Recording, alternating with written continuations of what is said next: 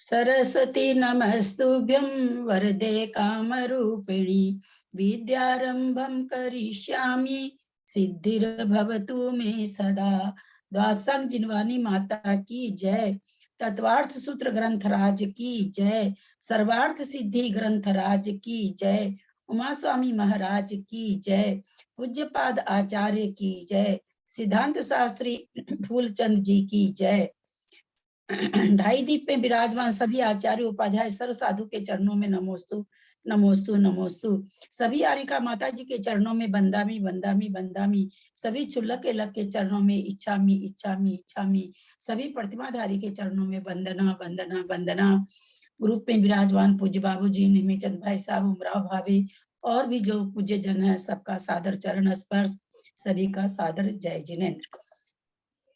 हम लोग तत्वार्थ सूत्र का स्वाध्याय कर रहे हैं जो उमा स्वामी जी के द्वारा लिखा गया है। उस पर संस्कृत टीका पूज्य पादाचार्य की सर्वार्थ सिद्धि नाम से लिखी गई है। उसका हिंदी रूपांतर फूलचंद जी ने किया है। उसका स्वाध्याय चल रहा है। पहले अध्याय का चल रहा है। पूरे सूत्र हो गए हैं। 33वें सूत्र की व्याख्या चल रही है।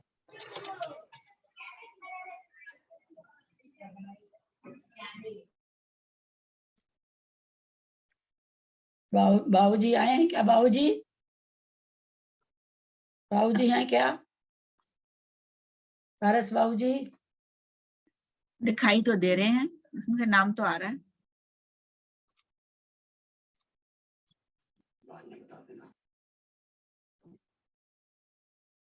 भूल जाते हैं बाद में।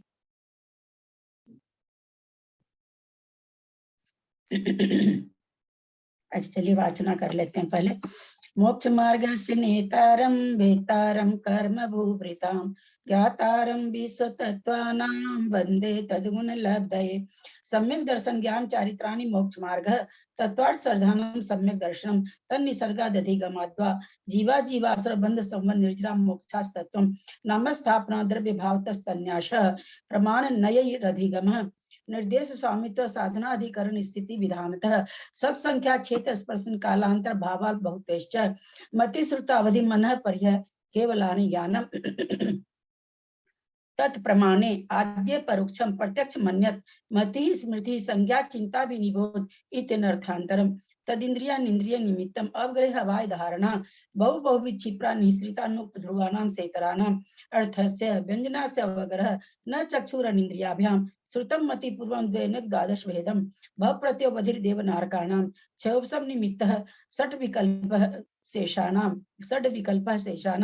ऋजु विपुल मति मनः पर्यय विशुद्ध प्रतिपाताभ्याम तद विशेषः विशुद्धि क्षेत्र स्वामी विषय अवधि मनः पर्ययो मति श्रुति और निबंध द्रव्य सर्व पर्यायेषु रूपेषु अवधे तदनंत भागे मनः पर्ययस्य सर्वद्रव्य पर्यायेषु केवलस्य एकादीनि भाज्यानि युगपदे कस्मिन्ना च द्रव्य मति श्रुतो अवधि विपर्यश्च सदस्तो रविशेषाद्य दृच्छोपलब्धे ऋणमतवत् नैगम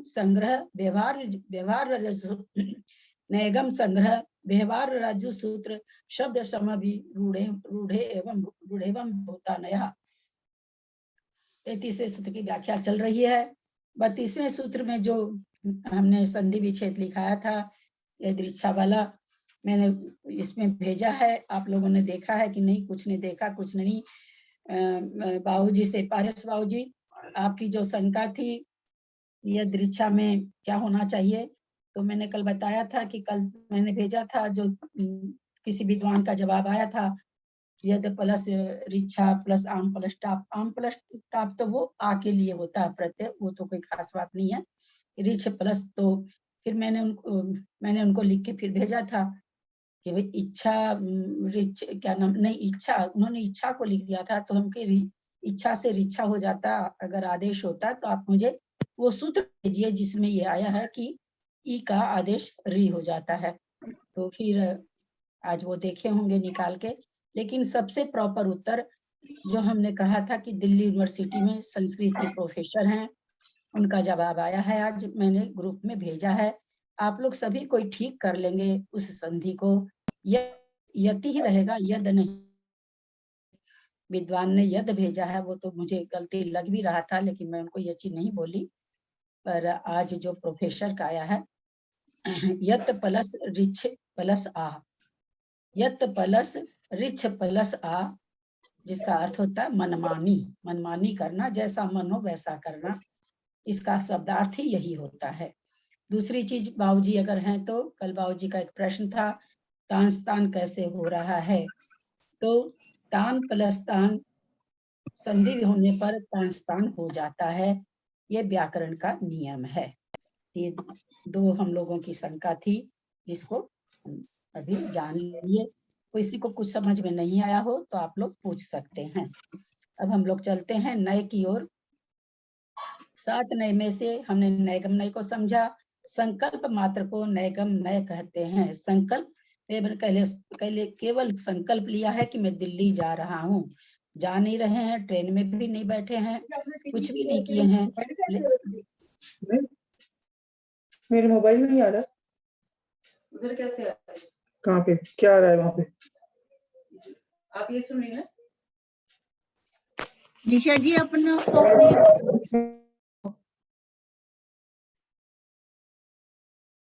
बताए ना, करने के बाद भी लोग खोल लेते हैं, क्या करूं मैं। नैगम नय में हमने समझा संकल्प मात्र को ग्रहण करना नैगम नय है। नैगम नय के 3 भेद होते हैं, भूत, भावी और वर्तमान। भूत नैगम नय जो हम भगवान का कल्याणक मनाते हैं, भूत नैगम नय से है।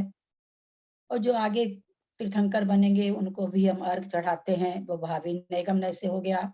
और वर्तमान में जो हम स्वाध्याय कर रहे हैं, हम क्या कर रहे हैं, स्वाध्याय कर रहे हैं, ये वर्तमान नैगम नय हो गया। तो संकल्प मात्र को जो ग्रहण करता है उसे नैगम नय कहते हैं। नय क्यों बनाए जाते हैं? व्यवहार चलाने के लिए। कोई कह सकता भैया तुम तो अभी ट्रेन में भी नहीं बैठे हो और कह रहे हो बम्बई जा रहा हूँ, तो नैगम नय कहता है। ऐसा बोलने में कोई हर्जा नहीं है। उसके बाद हमने पढ़ा था संग्रह नय। संग्रह नय में बहुत सारी वस्तुओं का जिसमें संग्रह होता हो उसको संग्रह नय कहते हैं। और हम इसको इजी उदाहरण से समझें। कोई हमारे घर में आए, बहुत सारे रूम है हमारे घर में, पहले तो बहुत सारे हुआ करते थे, तो कोई एक रूम को देख करके सभी रूम के बारे में पूछते हुए एक रूम में बोला हमारा ये भंडार घर है, अनाज घर है। अब ये तो संग्रह नय से हो गया, अनाज घर है।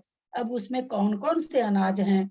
गेहूं है, चावल है, बाजरा है, मोठ है, रहड़ दाल है, मूंग दाल है, छिलका दाल है, इस तरह से ये उसका हो जाएगा, व्यवहार नय में आ जाएगा। तो सारे अनाज को संग्रह करके उसने क्या कह दिया? अनाज घर है। इस तरह से जो बोला गया अनाज घर, ये द्रव्य, तीनों लोक द्रव्यों से भरा हुआ है। ये एक संग्रह से हो गया। वास्तव में द्रव्य कई होते हैं, पर सभी को एक साथ कह देना, अथवा तीनों लोग जीव से ठसाठस भरा हुआ है। अब ये संग्रहने के हिसाब से हो गया। उसके बाद हमने व्यवहार नहीं जाना था।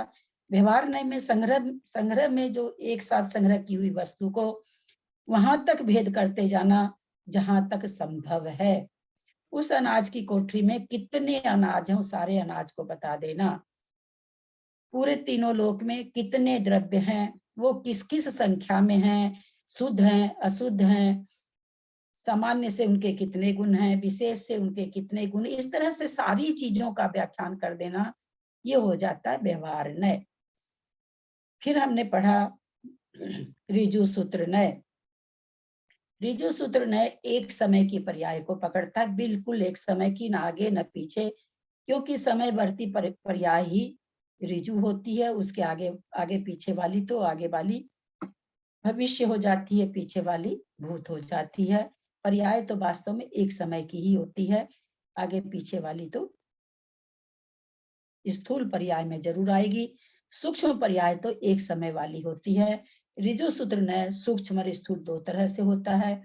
जैसे कोई, हमने उदाहरण से समझा था, कोई मनुष्य है, 80 बरस तक मनुष्य रहा, स्थूल पर्याय से 80 बरस तक वो मनुष्य रहा, और ऐसे वो प्रत्येक समय में मनुष्य है। ये प्रत्येक समय की जो उसकी पर्याय है, ये ऋजु सूत्र है। फिर हमने पढ़ा था शब्द नय। बहुत इंटरेस्टिंग है शब्द नय, जो लिंग, संख्या, साधन, फिर आपका उपग्रह आदि व्यभिचार को दूर करता है।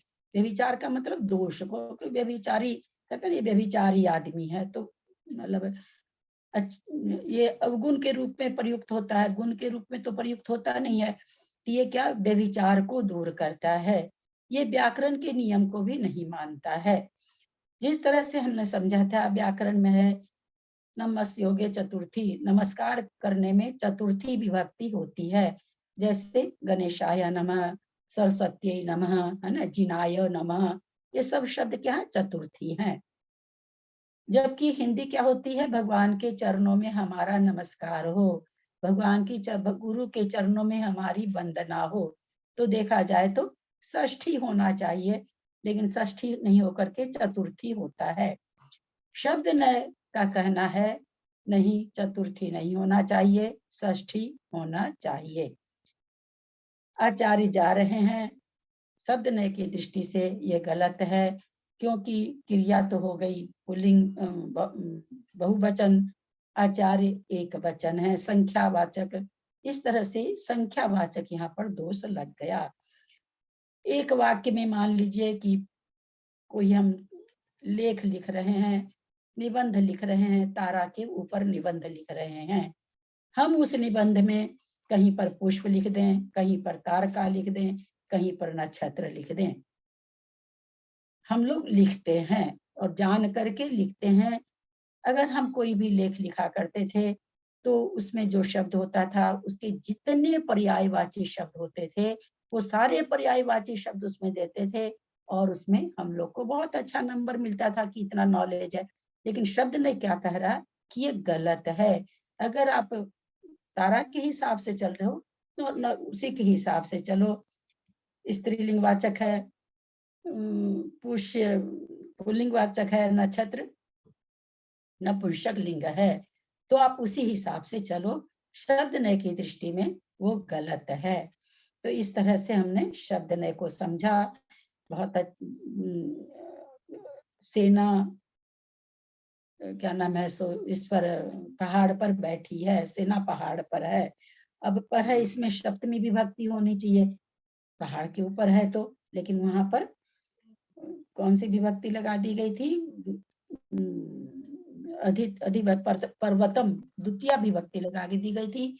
संस्कृत में ऐसा नियम है कि जाने के अर्थ में, बैठने के अर्थ में, ऐसी कई जगह आती है, वहां पर द्वितीय विभक्ति का प्रयोग होता है, सप्तमी का नहीं होकर। पर्वत पर बैठी है, सेना पर्वत पर बैठी है, लेकिन सेंटेंस क्या बनता संस्कृत में, सेना पर्वतम तिष्ठति। तो ये कहते हैं ये गलत है, शब्द ने कहता है ये गलत है, यानी किसी भी तरह के व्यभिचार को मान्यता नहीं देता है, व्याकरण के हिसाब से नहीं चलता है। यहाँ तक हम लोगों ने शब्द नय तक पढ़ा था। अब समभिरूढ़, संस्कृत नहीं पढ़ी गई होगी, कल कहाँ तक पढ़ी गई मुझे तो याद नहीं रहता है। जिनको याद है कहाँ तक पढ़ी गई थी, उसके आगे जो पढ़ना चाहें पहले संस्कृत का वाचन कर दें। पढ़ रही हूँ।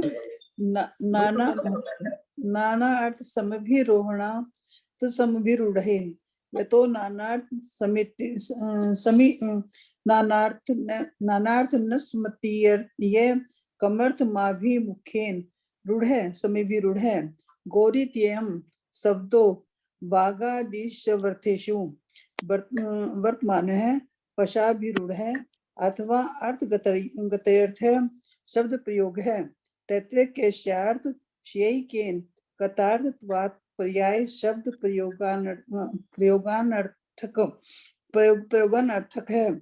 शब्द भेदश्चेदस्ति अर्थ भेदे नाप्यवश्यम भतितव्यमिति नानार्थ समभिरोहणात् समभिरूढ़े द्वंद्व इंद्रादि इंद्र सकना चक्र पूर्वारुणात् पुरदर इत्येवं सर्वत्र अथवा यो यत्राभिरूढ़ से तत्र समेत्याभिमुखेनारोहणा तस्समभिरूढ़ यथा को भवानास्ते आत्मीति कुतः वस्त्वन्तरे वृत्ति भावात् यद्यन्यस्यानि अत्र वृत्तिः स्यात् ज्ञानादीना रूपादीना चाकाशे वृत्तिः स्यात् बस एक बार रहने दीजिए, एक एक को समझाते हैं। समविरूढ़ नय, समविरूढ़ का मतलब ये रूढ़ी से जिस शब्द का जो अर्थ होता है समभि उसी में ये खड़ा है,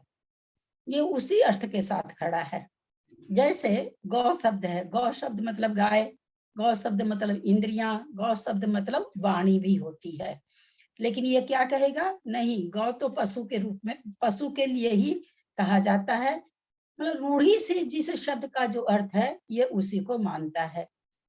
कविता जिस समय बनाते हैं, जैसे अब इंद्र के लिए आता है पुरंदर शक्र इंद्र, तो शक्र माने होता है कि जो समर्थता का कार्य करता है। इंद्र वह होता है जो आनंदित रहता है, ऐश्वर्य को भोगता रहता है। पुरंदर उसे कहते हैं जो नगर को उजाड़ रहा है। इसका कहना है कि जिस समय इंद्र नगर को उजाड़े उस समय वह पुरंदर है। जिस समय इंद्र अपने खेल कूद आनंद में मग्न है, ऐश्वर्य में मग्न है, उस समय वो इंद्र है। जिस समय वो समर्थता अपनी दिखा रहा है, समर्थवान दिखा रहा है, उस समय वो शक्र है।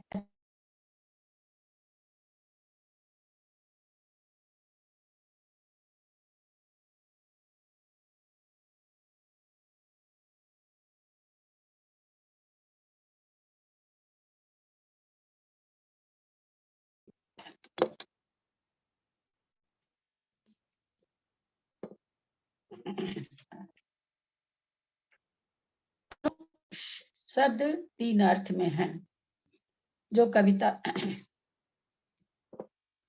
आवाज आ रही है क्या?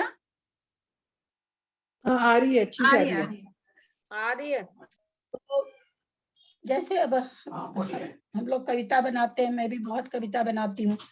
तो हम लोग जब कविता बनाते हैं तो जहां पर, अब मान लीजिए हमको वहां पर 2.5 अक्षर का ही शब्द देना है, तो हम वहाँ इंद्र और पुरंदर तो नहीं दे सकते हैं, हमको शक्र देना पड़ेगा। तो खास करके काव्य रचना में पर्यायवाची शब्दों का बहुत उपयोग होता है, बहुत बहुत बहुत, और बहुत अच्छा माना जाता है। उतना ही जितना उपमा उपमेय छंदों में होता है, उतने ही उस कवि की बहुत ज्यादा, मतलब बहुत अच्छा माना जाता है, बहुत अच्छी कोटि में उसकी गिनती होती है।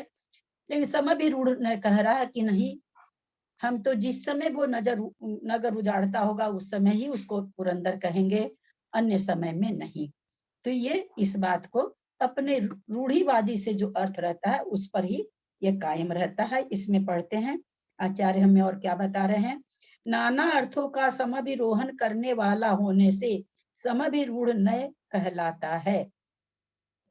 क्योंकि जो नाना अर्थों को सम अर्थात छोड़कर प्रधानता से एक अर्थ में रूढ़ होता है, नाना अर्थों को समभिरोहन मतलब उसको छोड़ करके, समभिरोहन यानी उसको एकदम तिरस्कार करके, उसको नजरअंदाज करने वाला जो होता है उसको समभिरूढ़ नय कहते हैं। जो नाना अर्थों को सम अर्थात छोड़कर प्रधानता से एक अर्थ में रूढ़ होता है वह समभिरूढ़ नय होता है। उदाहरण, गौ इस शब्द के वचन आदि अनेक अर्थ पाए जाते हैं। आपको कहते गो माने वाणी भी होता है, जो भी एक अपना सरस्वती स्तोत्र है उसमें भी आया है, गौ शब्द आया है वाणी के लिए। तो भी वह पशु इस अर्थ में रूढ़ है, अथवा अर्थ का ज्ञान कराने के लिए शब्दों का प्रयोग किया जाता है। ऐसी हालत में एक अर्थ का एक शब्द से ज्ञान हो जाता है, इसलिए पर्यायवाची शब्दों का प्रयोग करना निष्फल है। यदि शब्दों में भेद है तो अर्थ भेद अवश्य होना चाहिए। इस प्रकार नाना अर्थों का समभिरोहन करने वाला होने से समभिरूढ़ नय कहलाता है। जैसे इंद्र, शक्र और पुरंदर, ये तीन शब्द होने से इनके अर्थ भी तीन हैं। इंद्र का अर्थ है आज्ञा, ऐश्वर्यवान है। शक्र का अर्थ समर्थ है और पुरंदर का अर्थ नगर का धारण करने वाला है। इसी प्रकार सर्वत्र जानना चाहिए, अथवा जहाँ समभिरूढ़ है, जहाँ अभिरूढ़ है वह वहां सम अर्थात प्राप्त होकर प्रमुखता से रूढ़ होने के कारण समविरूढ़ नय कहलाता है। यथा आप कहाँ रहते हैं? अपने में, क्योंकि अन्य वस्तु की अन्य वस्तु में वृत्ति नहीं हो सकती। यदि अन्य की अन्य में वृत्ति होती है ऐसा माना जाए तो ज्ञान आदि की और रूप आदि की आकाश में वृत्ति होने लगेगी। अन्य की वृत्ति अन्य का आचरण अन्य में होने लगे तो जो जीव में आचरण है ज्ञान आदि वो आकाश में भी होने लगेगा, ऐसा ये कहते हैं। इनका कहना है जैसे द्रव्य तो छह है, छह द्रव्य का गुण आपस में एक दूसरे को कह देना चाहिए, क्योंकि छह तो द्रव्य है, अलग चीज तो है नहीं, तो छह में कह देना चाहिए। तो लेकिन ऐसा देखने में नहीं आता, तो वही इनका कहना कि नहीं, जिसकी वृत्ति होती है उसी में वो देखा जाता है। यानी पुरंदर में है वृत्ति, क्या है पुरंदर का आचरण, क्या है नगर को उजाड़ना, तो ये उसी में देखी जाती है, इंद्र में नहीं देखी जाती है। ऐसा समय विरूढ़ ने कहता है कि बिल्कुल एक पर ही, एक रूढ़ी अर्थ पर ही आरोहण करना, ऐसा समय विरूढ़ नहीं होता है। पढ़े आगे की संस्कृत, कोई और पढ़े? दीदी मैं प्रयास करूं बोलने का। हाँ। अभिरूढ़ और समविरूढ़ में क्या डिफरेंस समझ में नहीं आया मेरे को। समविरूढ़ और हाँ। अभिरूढ़। अभिरूढ़ तो हो गया मतलब जो जो शब्द है उसी पर रुके रहना, और समय भी रूढ़ हो गया कि उसके नाना अर्थों को छोड़ देना। सम्मान यहाँ पर बता रहे ना, जो नाना अर्थों को छोड़कर, तो समय भी रूढ़ हटा देने से उन नाना अर्थों को छोड़कर हो जाएगा। अभिरूढ़ का मतलब हो जाएगा उसी एक, उस शब्द का जो अर्थ है उस पर ही अभिरूढ़ रहना, उसी को ही मानना। उसका हो समविरूढ़ जाएगा, माने पर्यायवाची हो गए क्या फिर उसके वो? हाँ हाँ, पर्यायवाची शब्दों को छोड़कर, बिल्कुल। दीदी प्रयास करती हूँ थोड़ा सा पढ़ने का। हाँ हाँ हाँ, पढ़िए पढ़िए। मेरे को गलती हो तो बता देना कि ये गलत पढ़ रही हूँ। ये नात्मना ये नात्मना भूतस ते नैवाद्यस्वाय नैवाद्यवसाय इति एवं भूतः स्वाभिप्रेत क्रिया परिणति क्षणे एव सा शब्दो युक्तो नान्य देती। सुनीता जी आप खोल लीजिए, लोगों की आवाज आ रही थी तो मैंने म्यूट कर दिया सबको, तो आपका भी म्यूट हो गया। फिर से पढ़ती फिर। ये नात्मना भूतस्ते नई वाद्यवसाय तीति एवं भूतः स्वाभिप्रेत क्रिया परिणति क्षणे एव सा शब्दो युक्तो नान्य देति। यदै वेन्दति तदै वेन्द्रो नाभिषेचको न पूजका इति। यदैव गच्छति तदैव गौर न स्थितो नाश्यति इति। अथवा येन आत्मनः येन ज्ञानेन भूतः परिणतस्ते नैव वाद्यवसाये यति यथेन्द्राग्नि ज्ञान परिणत आत्मै वेन्द्रोऽग्निश्चेति। उक्तः निगमादयो नयः उत्तरोत्तर सूक्ष्म विषयत्वादेशां क्रमः पूर्व हेतु कत्वाच्च एवमेते नयः पूर्वविरुद्ध महाविषया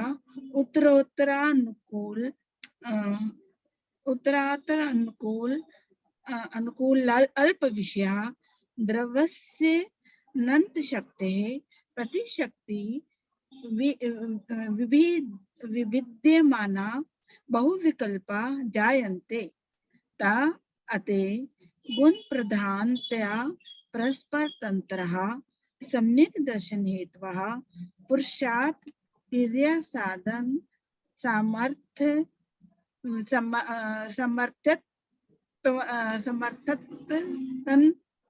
समर्थत्वाद्ये इव यथोपायं विनिवेश्यमानः पटादि संख्या स्वतंत्राश्च स्वतंत्राश्च समर्थः। अब रहने दीजिए, एक बार रहने दीजिए। अब दीदी कौन कितना सा नहीं ठीक आ रहा? पढ़ा? एवं भूत नय, एवं दीदी भूत कितना नय। ठीक पढ़ा और कितना गलत पढ़ा? गलत तो बहुत हुआ है, कहाँ से मैंने बताएं इतना। प्रयास ही कर रही हूँ, मुझे पढ़नी नहीं आती। कोई बात नहीं, कोई बात नहीं, वो था भी संजोग से, कड़ा भी था ये, कोई बात नहीं। जो जिस वस्तु को पर्याय को प्राप्त हुई है, उसी रूप निश्चय कराने वाला नय को एवं भूत नय कहते हैं।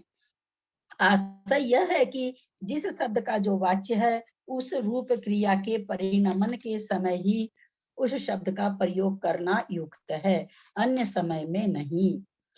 अभी आज्ञा ऐश्वर्य वाला हो तभी इंद्र है, जब भी आज्ञा ऐश्वर्य वाला हो तभी इंद्र है। अभिषेक करने वाला नहीं और न पूजा करने वाला ही। हम लोग क्या कह देते हैं, अभिषेक पूजा करते हैं, मुकुट उकुट लगा लेते हैं, है ना, विधानों में बनते हैं ना, स्वधर्मी इंद्र, ईशान इंद्र सब बनते हैं। तो यहाँ पर कह रहे हैं कि भाई वो इंद्र नहीं है, वास्तव में जब ऐश्वर्य चलता है, इंद्र तो वो है। तो एवं भूत न, जो जिस जिस जिस समय उस रूप में रहता है तभी उसको मानता है। अभी इसमें से बाद में पढ़ते हैं, पहले हम लोग जवानी अच्छा इसी को पूरा कर लेते हैं। पूजा करने वाला ही जब गमन करती है तभी गाय है, बैठी हुई नहीं न सोती हुई। गाय, गौ का अर्थ होता है, एक शब्द होता है चलना, गौ का मतलब चलना। तो कहते हैं गौ किस समय हम कहेंगे, जब वो चलेगी तब, जब बैठी रहेगी तो एवं भूत नहीं कहता है, उस समय वो गाय नहीं है, या सोई है या बैठी है, तो वो गाय नहीं है। अथवा जिस रूप से, अथवा जिस ज्ञान से आत्मा परिणत हो, उस रूप से उसका निश्चय करने वाला नय एवं भूत ज्ञान है, नय है। हम पढ़ रहे हैं अभी, कहता आत्मा जिस समय जिस जिस चीज में परिणत हो, अभी हमारी आत्मा किस में परिणत है, हम स्वाध्याय कर रहे हैं, इस समय हम सब स्वाध्यायी हैं एवं भूत नय से। तथा इंद्र रूप लिखा है ज्ञानरो, इंद्र रूप ज्ञानरो, ज्ञानरो क्या हुआ ये, होना चाहिए, ज्ञान से परिणत, ज्ञान ये होना चाहिए क्या? हाँ, इंद्र रूप ज्ञान से परिणत आत्मा इंद्र है, और अग्नि रूप ज्ञान से परिणत आत्मा अग्नि है। जिस कहते हैं ना वो अग्नि का ध्यान करता हुआ अग्नि है। तो एवं भूत नय में कोई डॉक्टर है लेकिन वो पूजा कर रहा है, तो उस समय उसको डॉक्टर कहना, एवं भूत कहता है कि नहीं, उस समय तो वह पुजारी है। जिस समय कोई बहुत बड़े पंडित जी हैं लेकिन वो क्या कर रहे हैं, स्कूल में बच्चों को पढ़ा रहे हैं, तो एवं भूत ने कहता है ये बहुत बड़े पुजारी या पंडित नहीं है, ये तो अभी अध्यापक हैं। मतलब जिस समय जिस कार्य में परिणत आत्मा होती है, उसी कार्य रूप उसकी संज्ञा देना एवं भूत नय के हिसाब से है। यानी वर्तमान पर्याय को ग्रहण करते हैं ना, वर्तमान पर्याय को नहीं, वर्तमान कार्य में परिणत जीव की पर्याय को ग्रहण करते हैं।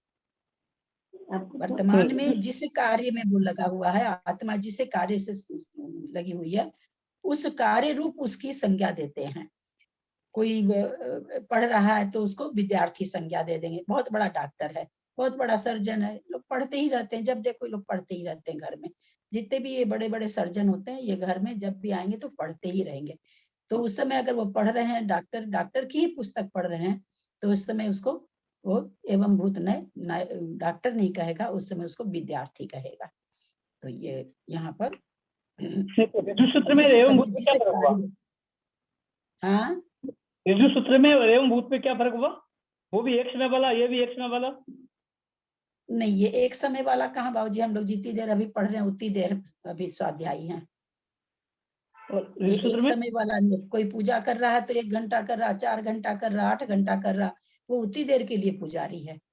अच्छा, और एक डॉक्टर है, आधे 1 घंटा क्लिनिक में बैठा, 1 घंटा वो डॉक्टर है, आ गया अपने घर में चाय पानी पी रहा, खा रहा पी रहा, वो डॉक्टर नहीं है। इसमें समय बढ़ती पर्याय नहीं है, उस क्रिया में वो जितनी देर लगा रहेगा उतनी देर उसकी वही संज्ञा होगी। आगे का संस्कृत। हाँ बाबूजी, ऋजु सूत्र में एक ही समय की बात को बोलेंगे। हाँ, वहाँ सबसे ऋजु सूत्र, इसलिए ऋजु एकदम विचार सीधा साधा है, एकदम एक समय बढ़ती बात करता, आगे पीछे से उसको लेना ही देना नहीं कि क्या था क्या नहीं है। सूक्ष्मता आगे ऋजु की सूत्र में संस्कृत है कि एवं थोड़ी सूत्र सी में है? मैं पढ़ूं लिखता जी? एवं भूत में है। हाँ बाबूजी, सूक्ष्मता ऋजु सूत्र में हुई है ना एवं भूत में हुई? ऐसे तो बढ़ते हुए सूक्ष्मता भी बताएंगे बाबूजी, वो सारी चीज, क्योंकि नए सारे आगे से आगे सूक्ष्म हो रहे हैं। अरे ऐसा- धीरे बोलो। हाँ, क्या हुआ? मैं पढ़ूं आगे? एक प्रश्न मेरा भी है आंटी। ये जैसे बोल रही कि विजय सूत्र एक समय की पर्याय है, तो डॉक्टर से का एग्जांपल लेके समझाइए ना इसको, कि जैसे 1 मिनट वो पढ़ रहा है डॉक्टर, तो वो उस टाइम वो डॉक्टर है, और फिर अगर वो ज्यादा देर पढ़ लिया तो वो फिर ना एवं भूत नय में आ जाएगा। अब एक बात सुनिए, कभी भी एक साथ सातों नए नहीं घटते हैं, है ना। बहुत देर पढ़ रहा है तो बहुत देर विद्यार्थी, तो वो उस समय क्या हो जाएगा, एवं भूत नय से वो विद्यार्थी है ना। गए हम 1 सेकंड देखे कोई चीज को, किसी चीज हम गए, एक किसी का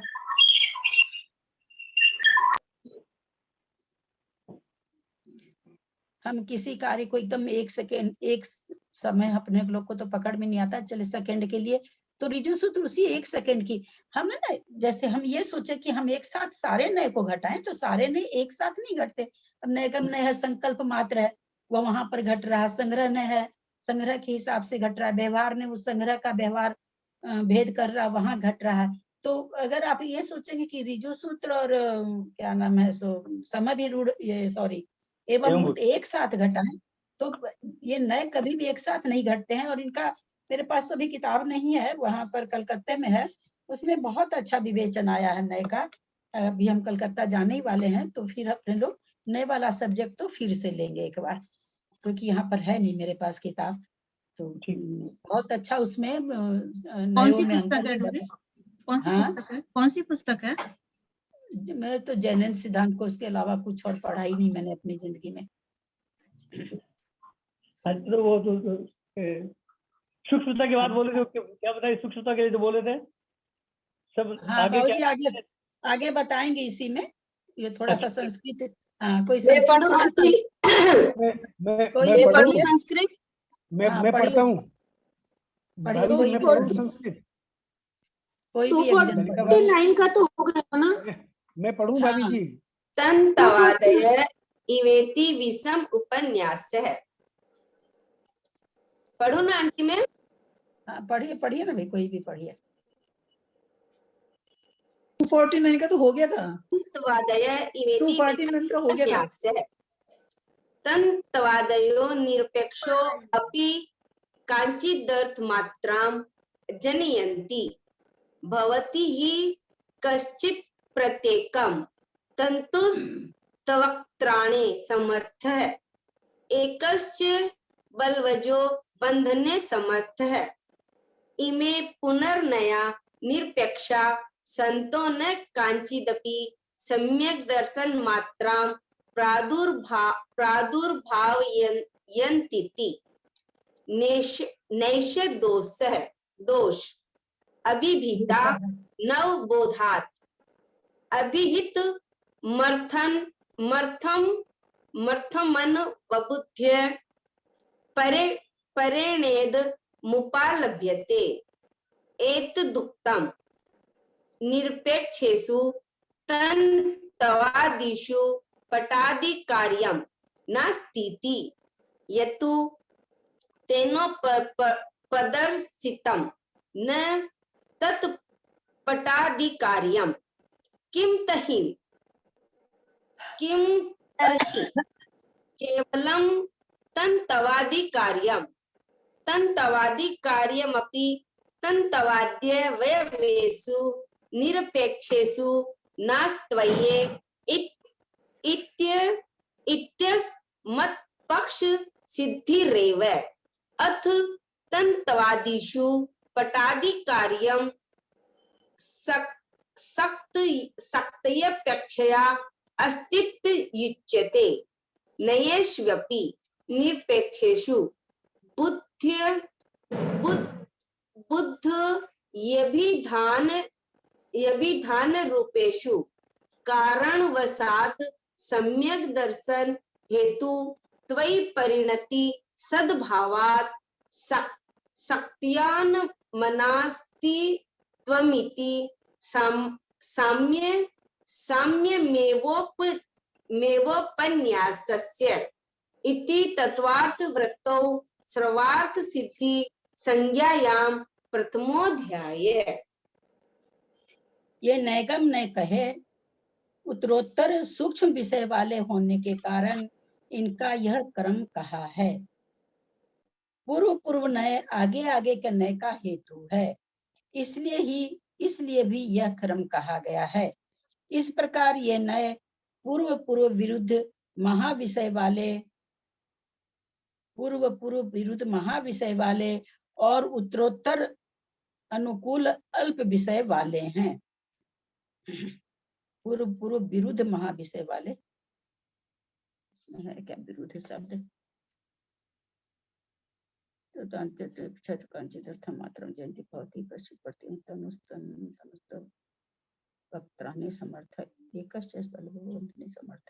पुनर्नया निरपेक्षा संति न कांचित विषय। ये 239 का हम पढ़ रहे हैं क्या? नहीं, हाँ, 239 का देखें, ऐसा लिखा हुआ 239 में उक्त नेगवादी उत्तरोत्तर सूक्ष्म विषय तथा कर्म पूर्व हेतु का चर्चा एक में पूर्व पूर्व विरुद्ध महाविषय लिखा हुआ है। ये नए पूर्व पूर्व विरुद्ध महाविषय वाले और उत्तरोत्तर अनुकूल अल्प विषय वाले हैं। द्रव्य की अनंत शक्ति है, इसलिए प्रत्येक शक्ति की अपेक्षा भेद को प्राप्त होकर ये अनेक विकल्प वाले हो जाते हैं। ये सब नए गौण मुख्य रूप से एक दूसरे की अपेक्षा करके ही सम्यक दर्शन के हेतु हैं। एक देखिए यहाँ पर जो आपने पूछा था उस समय ऋजु सूत्र में और क्या समाभिर इसके लिए एवं भूत के लिए, ये क्या कह रहे हैं यहाँ पर? ये सब नए गौण और मुख्य रूप से एक दूसरे की अपेक्षा करके ही सम्यक दर्शन के हेतु हैं। जिस प्रकार पुरुष की अर्थ क्रिया और साधनों की सामर्थ्यवश यथा योग निवेशित किए गए तंतु आदि पट्ट आदि संख्या को प्राप्त होते हैं। क्या कहना चाह रहे हैं कि जैसे पुरुष की क्रिया होती है और साधन के सामर्थ्य से तंतु मतलब धागा से क्या होता है? धागा को जब ढंग से सजाते हैं तो पट्ट आदि वस्त्र की संख्या, वही तंतु क्या हो जाता है? वस्त्र की संख्या को प्राप्त हो जाता है।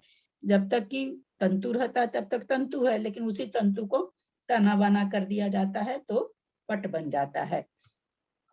स्वतंत्र रहने पर कार्यकारी नहीं होते।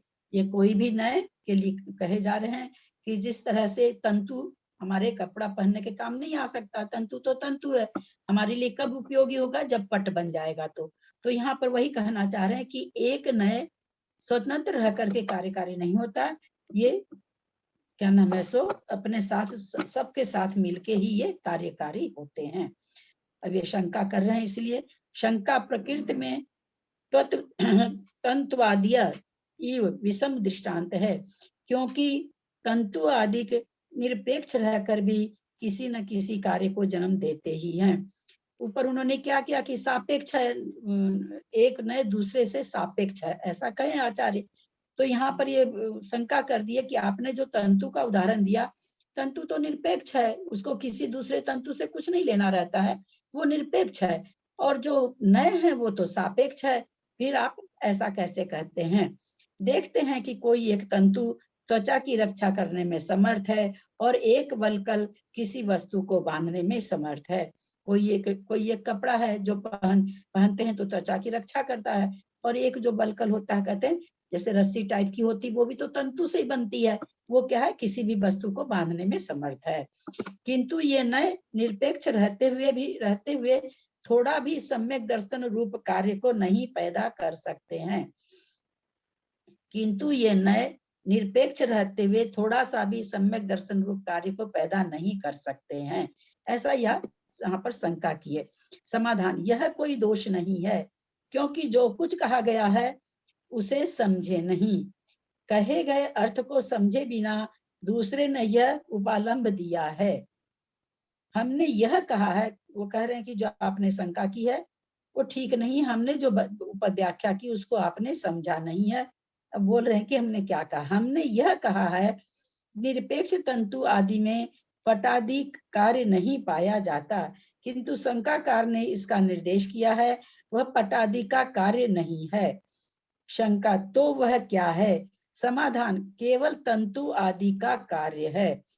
तंतु आदि का कार्य भी सर्वथा निरपेक्ष तंतु आदि के अवयवों में नहीं, निरपेक्ष तंतु आदि के अवयवों में नहीं पाया जाता, इसलिए इससे हमारे पक्ष का भी समर्थन होता है। यदि यह कहा जाए कि तंतु आदि में पटादि कार्य शक्ति की अपेक्षा है ही, तो यह बात बुद्धि और अभिधान शब्द रूप निरपेक्ष नयों के विषय में भी जानना चाहिए।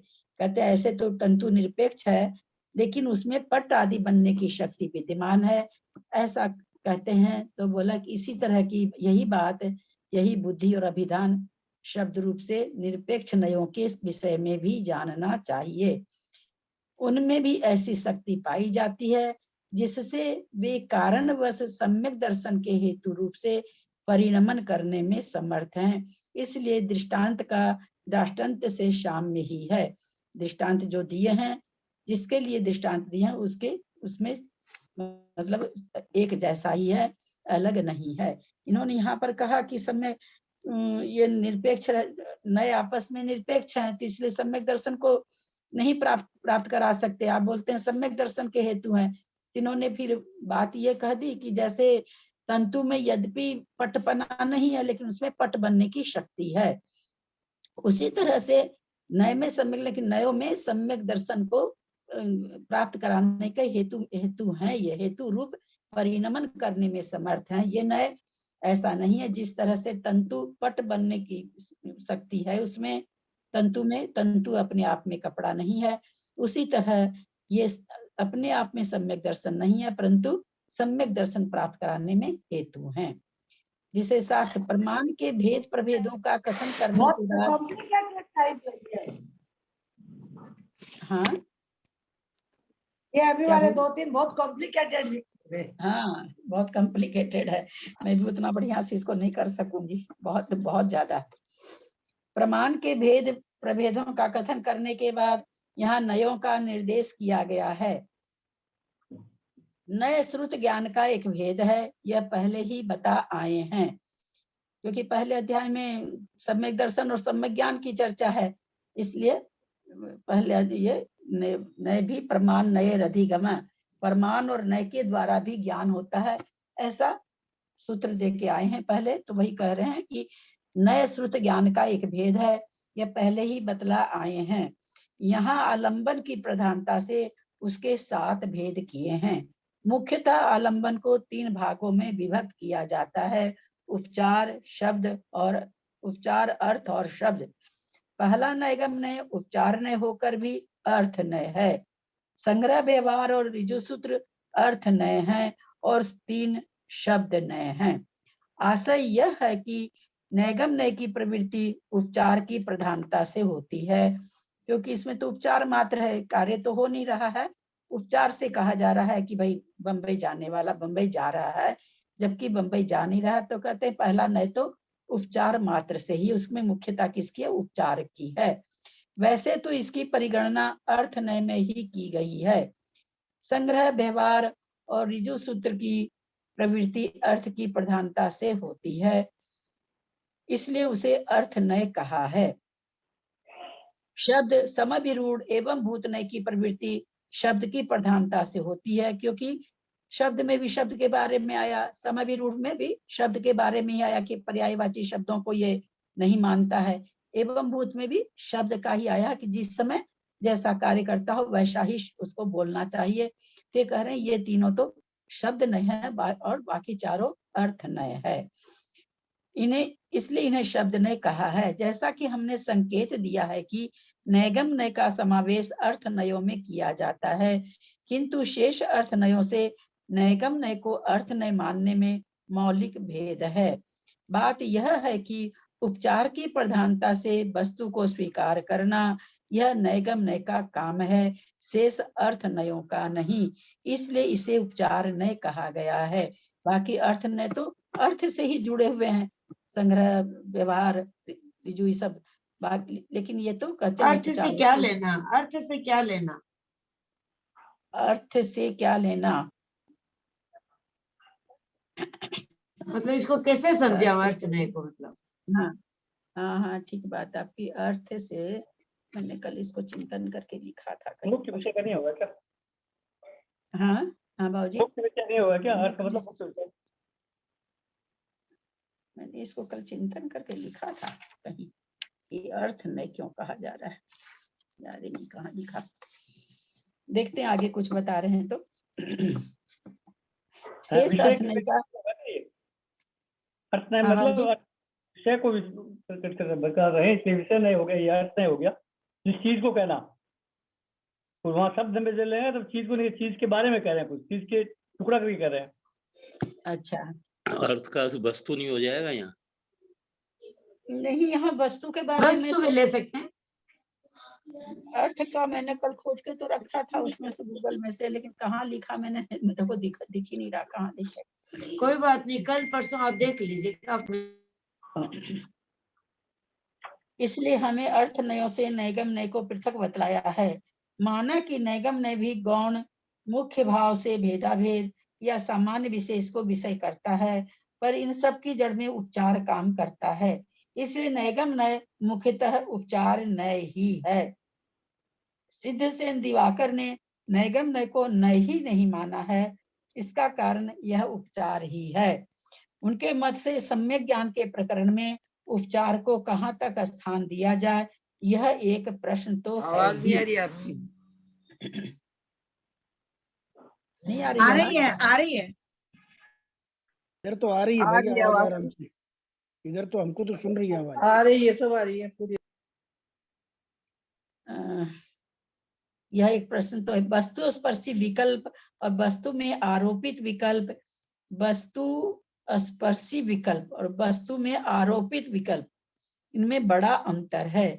वस्तु स्पर्शी विकल्पों को सम्यक ज्ञान की कोटि में स्थान देना तो अनिवार्य है, किंतु यदि वस्तु में आरोपित विकल्पों को सम्यक ज्ञान की कोटि में स्थान दिया जाए तो अनवस्था की सीमा ही न रहे, यह एक भय था। संभवतः इसी कारण आचार्य सिद्धसेन दिवाकर ने नए प्रकरण में नैगम को नामोल्लेख नहीं किया है, किंतु ऐसा उपचार तो परंपरा से ही सही मूल कार्य का ज्ञान कराने में सहायक हो और जिससे अवास्तविक भ्रम फैलने का भय न हो, या जो वस्तु का विपरीत रूप से बोध न कराकर वस्तु के गूढ़तम तत्व की ओर इशारा करता हो, ग्राह्य है। ऐसा मानकर उपचार प्रधान नैगम नय को नए प्रकरण में स्थान दिया गया है। इससे विचार करने की परिधि बढ़ जाती है और सम्यक ज्ञान के जनक समग्र विचारों का वर्गीकरण करने में सहायता मिलती है। यदि नैगम नय की श्रेणी में जो विचार का आते हैं उन्हें मिथ्या मानकर सर्वथा छोड़ दिया जाता है, सम्यक ज्ञान की श्रेणी में स्थान नहीं दिया जाता है, तो अभेद की ओर ले जाने वाले जितने विचार हैं उनकी भी यही गति होनी चाहिए। यदि उनके वस्तु के स्वरूप का विश्लेषण करने में सहायता मिलती है, इसलिए उनकी नय की श्रेणी में परिगणना की जाती है, तो यही बात नैगम नय के ऊपर भी लागू करनी चाहिए। खाली नैगम नय के लिए चल रहा अभी तो। इन नयों का सामान्य और विशेष स्वरूप टीका में दिया ही है, इसलिए यहाँ इस विषय में विशेष नहीं लिखा गया है। ऋजु सूत्र नय वर्तमान पर्याय द्वारा वस्तु को ग्रहण करता है। शब्द आदि नय शब्दों द्वारा वर्तमान पर्याय मुखेन वस्तु को ग्रहण करते हैं, इसलिए इन नयों का विषय द्वित्व नहीं हो सकता। यही कारण है शब्द नय के विषय को निरूपण करते समय विशेषण विशेष भाव आदि से एक साथ प्रयुक्त किए गए एक वचनानंत और द्विवचनानंत आदि शब्द के वाच्य आदि इनके अविषय बतलाए हैं। एक वचन और दो वचन जिसके अंत में हो वो लोग अविषय इसके विषय नहीं है। समविरूढ़ के विषय का निरूपण करते समय एक शब्द के अनेक अर्थ या एक अर्थ में अनेक शब्दों का प्रयोग करना इसका अविषय बतलाया है। ये इसके विषय नहीं है समविरूढ़ के, क्योंकि एक वचनानंद शब्द का वाच्य अन्यार्थ है, द्विवचनानंद शब्द का वाच्य अन्यार्थ है। एक वचन का अर्थ कुछ और होता है, द्विवचन का अर्थ कुछ और होता है। इसलिए शब्द नए इनको एक वाच्य रूप से ग्रहण नहीं कर सकता। इसी प्रकार गौ शब्द का गाय अर्थ अन्य अर्थ है और वाणी रूप अर्थ अन्य अर्थ है। इसलिए समविरूढ़ नय एक शब्द द्वारा इन अर्थों को ग्रहण नहीं कर सकता। इसी प्रकार सभी नयों के विषय को समझना चाहिए। नए अंश द्वारा वस्तु को स्पर्श करने वाला एक विकल्प है। प्रमाण ज्ञान के समान यह समग्र वस्तु को स्पर्श नहीं करता। इसलिए ही निरपेक्ष नय को मिथ्या और सापेक्ष नय को सम्यक कहा है। इस विषय का विशेष खुलासा सब नयों की उत्तरोत्तर सूक्ष्मता का विचार मूल में किया ही है। इस प्रकार नय 7 हैं, वे द्रव्यार्थिक और पर्यार्थिक इन 2 भागों में बटे हुए हैं, यह निश्चित होता है।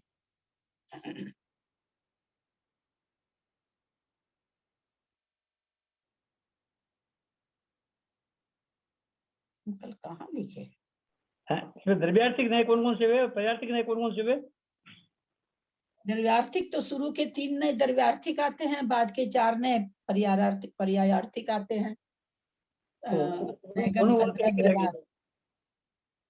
द्रव्यार्थिक और ऋजु सूत्र शब्द समविरूढ़ एवं भूत पर्यार्थिक आते हैं। 4 नयों को पर्यार्थिक, इनको द्रव्यार्थिक पर्यार्थिक क्यों कहा गया है, इसका विवेचन अपने जैन सिद्धांत कोश में बहुत अच्छा है। बहुत ज्यादा पेज में है नय का वर्णन जैन सिद्धांत कोश में, बहुत पेज में है।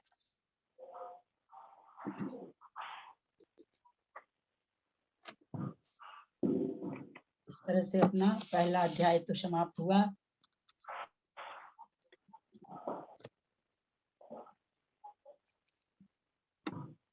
और समय भी हो गया क्या?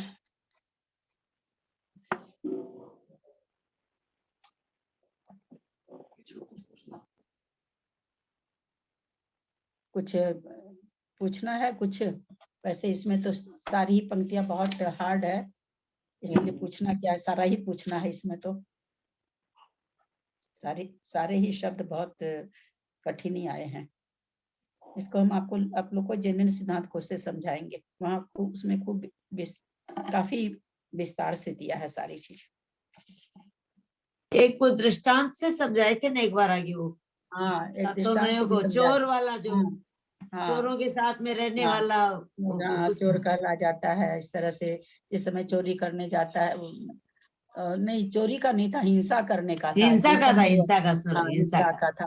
उसमें वो नारकी बन जाता है। जब नरक आयु का बंद होता है तब समविरूढ़ जब नरक में चला जाता है तब एवं भूत से नारकी होता है। इस तरह से 7 नए को नारकी के हिसाब में समझाए थे। अभी ध्यान नहीं आ रहा है मेरे को, नारकी का समझाए थे। मैं सोची इसमें होगा पर है नहीं। उसमें है शायद जैन सिद्धांत को उसमें। हाँ, उसमें तो है ही है, उसी में से हाँ, पढ़ते हैं, उसमें है। वो मेरे पास कहीं लिखा हो भी होगा, लेकिन अभी कॉपियां सब इधर उधर की हुई है। उसमें बहुत अच्छा नए का बहुत ज्यादा पेज में है, पढ़ ही नहीं पाता आदमी उसमें जितना है। क्या? हाँ बाबूजी, क्या? हाँ, जैन सिद्धांत कोश में बहुत अच्छा वर्णन है। हालांकि उसमें भी बहुत मतलब धीरे धीरे पढ़ने का है। ऐसे पढ़ ले तो नहीं समझ में आता, बहुत ही धीरे धीरे पढ़ना पड़ता है। उसमें भी बहुत दिमाग लगा के पढ़ना पड़ता है, पर है बहुत विवेचन उसमें, बहुत ज्यादा। सूत्र और समविरूढ़ को इनको ऐसे क्यों कहा, इनको ऐसे क्यों कहा, ये तो एक ही है, ऐसे खूब तर्कना दे दे करके काफी अच्छा है। आप लोग पहला अध्याय ठीक से तैयार करिए। जिनको भी सुनना तो सभी को है, वाचना तो कम से कम सभी को ही करिए। अर्थ व्याकरण जितने लोग कर सकते हैं करिएगा। व्याकरण का मैंने आज इसमें मैसेज भेजा है, 2-3 देख लीजिएगा। एक तो बाबूजी पूछे थे तान का तान कैसे होता है, तो तान प्लस तान बराबर तान होता है, व्याकरण का नियम है। और यद दीर्घा का यत प्लस रिच प्लस आ, इस तरह से आ का अर्थ रिच क्या होता है? होगा। आ का अर्थ क्या होता है? हाँ, आ का अर्थ क्या होता है? आ जो आ का बोले, आ का आ अर्थ क्या का है? आ वैसे बाबूजी दो प्रत्यय से बनता है, आंग और टाप से बनता है, लेकिन यहाँ पर पहली वाली दो तरह की भेजी है मैंने इसमें, तो पहले वाले में तो उतना विश्लेषण आया है। हाँ, आ कैसे बनता है, किसी जैसे कर्तरी शब्द है, कर्तरी शब्द से कर्ता कैसे बनता है, तो कर्तरी प्लस आंग प्लस टा, ऐसे टा, तो तब वो कर्ता बनता है। ये तो व्याकरण का बहुत ज्यादा, लेकिन अपने यदृच्छा को खाली समझे तो यत प्लस रिच्छा भी कह सकते हैं, यत प्लस रिच्छ प्लस आ भी कह सकते हैं। इसका संधि विच्छेद बोल रहे हैं, यत प्लस रिच्छ प्लस आ, रिच्छ मतलब री वाला री, है ना? छत्रज्ञ महावीराष्टक में भी तो इसका इस शब्द का वर्णन आता है ना ललिता जी, महावीराष्टक में आता है ना इसका शब्द का, महावीराष्टक में ये शब्द आता है, आप जो बोल रहे हो ना अभी यदृच्छा, महावीराष्टक में आता है ये शब्द। हाँ लास्ट में आता है। हाँ, नहीं, उसमें यदर्चा आता है, यदर्चा, वो दूसरी यत इच्छा। हाँ यदृच्छा नहीं है, यदर्चा है। हाँ, वो अर्चा शब्द है, वो अर्चा शब्द सुप्रभात में आता है, सुप्रभात स्तोत्र में।